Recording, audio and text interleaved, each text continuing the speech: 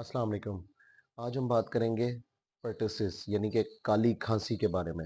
یہ ایک انتہائی خطرناک مرض ہے جو ایک جراثیم کی وجہ سے ہوتا ہے، اور یہ خاص طور پہ 1 سال سے چھوٹے بچوں میں جان لیوا ثابت ہو سکتا ہے۔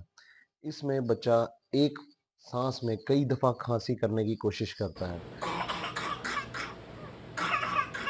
چھوٹے پتر چھوٹے